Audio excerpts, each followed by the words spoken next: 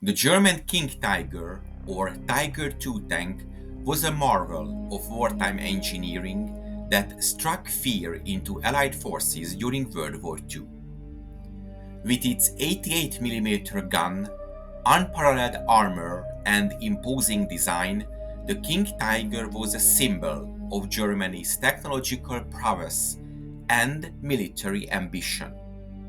However, despite its power, the US Army managed to capture several of these formidable machines during the war, each with a unique story that sheds light on the challenges of capturing and studying one of the most advanced tanks of its time. The King Tiger combined thick armor, up to 185mm on its front, and a powerful long-range gun, making it nearly invulnerable to frontal engagements. However, this behemoth came with critical flaws.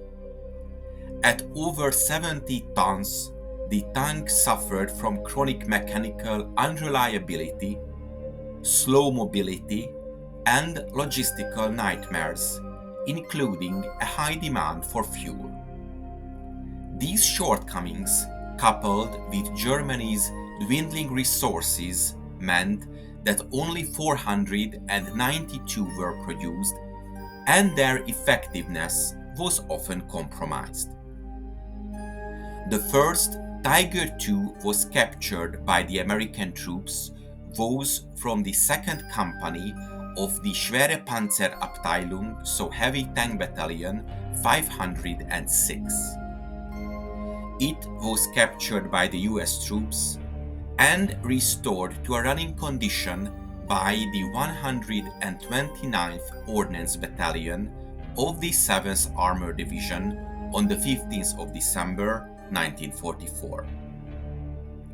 This Tiger took a hit to the base of the turret that jammed it at the 3 o'clock position. A heavy wrecking truck was used to twist the turret to the forward position, and the US soldiers seen here are probably engaged in a battlefield clearance operation. One of the most famous captures occurred also in December of 1944 during the Battle of the Bulge. A King Tiger from Kampfgruppe Peiper was abandoned in the village of Gleize, Belgium, after running out of fuel. This King Tiger belonged to the tanks of the 501st Heavy SS Panzerabteilung, attached to Kampfgruppe Peiper, a task force of the 1st SS Panzer Division Leibstandarte SS Adolf Hitler during the Ardennes Offensive. Kampfgruppe Peiper, under the command of Joachim Peiper, a spearhead of the German counter-offensive, became isolated as American forces counterattacked. Preparing to defend Gleize, Peiper organized his defenses around the town. All the command posts were situated in cellars, sheltered from the continuous heavy artillery bombardment of the 30th Infantry Division.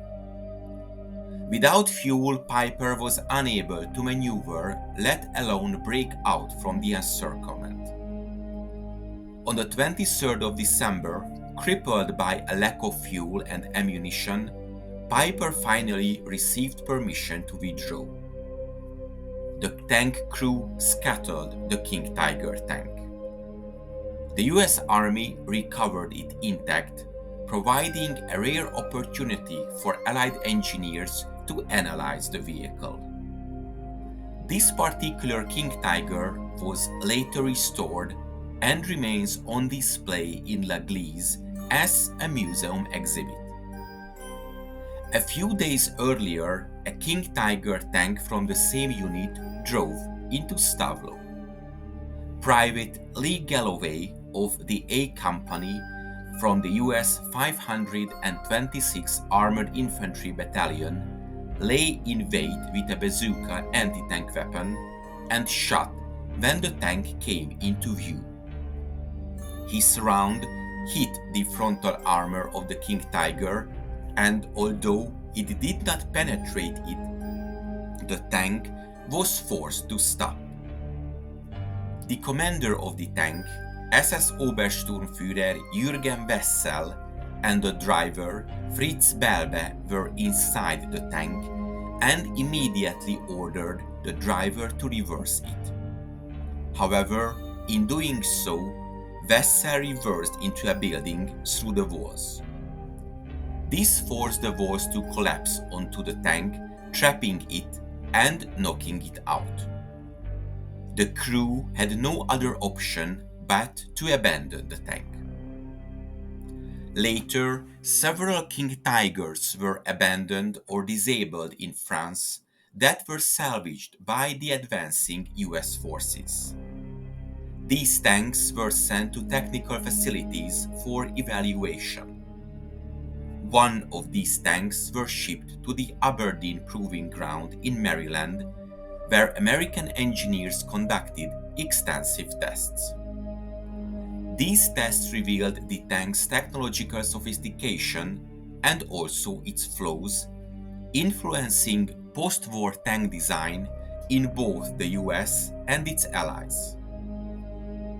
The US Army's analysis of captured King Tigers played a pivotal role in shaping the future of armored warfare. Engineers studied the tank's formidable armor and advanced optics, but they also noted its vulnerabilities, especially its poor mobility and mechanical fragility. These insights highlighted the importance of balancing firepower, protection, and mobility in tank design, principles that would define post-war tank development. Today, a few King Tigers captured or recovered by the Allies are preserved in museums worldwide. The King Tiger at the National Armor and Cavalry Museum in Fort Benning, Georgia, is one of such examples, offering visitors a chance to see this legendary machine up close. Other tanks like the one at Gleize serve as reminders of the critical battles of World War II. The capture of the German King Tiger tanks by the US Army during World War II was not just a tactical achievement, but also a strategic windfall. These massive war machines, though fearsome, were not invincible. Their capture and study contributed to the Allied understanding of German technology and played a role in post-war advancements in military engineering. The King Tiger remains an enduring symbol of both power and limitations of Germany's armored forces, a testament to the ingenuity and perseverance of those who fought against it. I hope you enjoyed this episode. If you want to support my channel, check out the PayPal donation link in the description or consider becoming a member. To make sure you don't miss my future work, subscribe to my channel please and press the bell notification button. Thank you and see you in the next video.